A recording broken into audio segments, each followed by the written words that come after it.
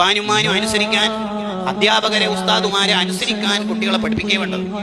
എന്തെങ്കിലും ഒന്ന് ടീച്ചർ ഉസ്താദ് സാറാക്കിയെങ്കിൽ ഉടനെ ഈ നമ്പറിലേക്ക് വിളിച്ചാൽ മതി എന്നല്ല പറയുന്നത്.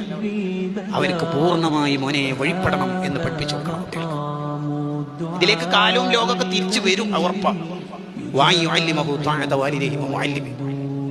മാതാപിതാക്കളെ ബഹുമാനിക്കാൻ, അവരെ വഴിപ്പെടാൻ, അധ്യാപകരെ, ടീച്ചേഴ്സിനെ, ഉസ്താദുമാരെ വഴിപ്പെടാൻ പഠിപ്പിച്ചു കൊടുക്കണം.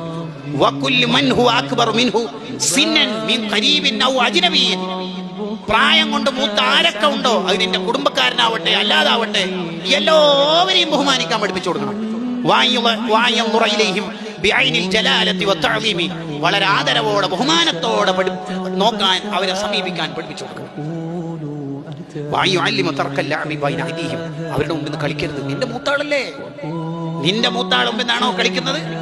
കിതാബുകളിൽ കാണാം, ഇരട്ടകളായിട്ട് ജനിച്ച രണ്ട് മഹാന്മാര്.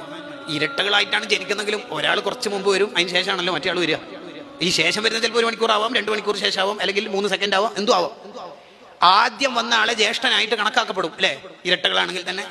ഈ അനുജൻ പറയുന്നുണ്ട്, ഇന്നേ വരെ ഇത്രയും കൊല്ലത്തിനിടയിൽ എൻ്റെ ജ്യേഷ്ഠന്റെ കൂടെ ഞാൻ നടന്നിട്ടില്ല, പിന്നിലല്ലാതെ. കാരണം നമ്മുടെ ഉമ്മ നമ്മൾ അങ്ങനെയാണ് പഠിപ്പിച്ചത്. ചെറിയ 2 വയസ്സിന്റെ വ്യത്യാസമുള്ളവർ അങ്ങനെയല്ല പഠിപ്പിച്ചു കൊടുക്കേണ്ടത്. 2 സെക്കൻഡിന്റെ വ്യത്യാസമാണെങ്കിലും മൂത്താളാണ്. നമ്മൾ ഉപ്പാനി ഉമ്മാനി എങ്ങനെ ബഹുമാനിക്കുന്നോ അതേപോലെ ജ്യേഷ്ഠന്മാരെ ജ്യേഷ്ഠത്തിമാരെ ബഹുമാനിക്കണം എന്ന് പഠിപ്പിച്ച മതമാണ് ഇസ്ലാം.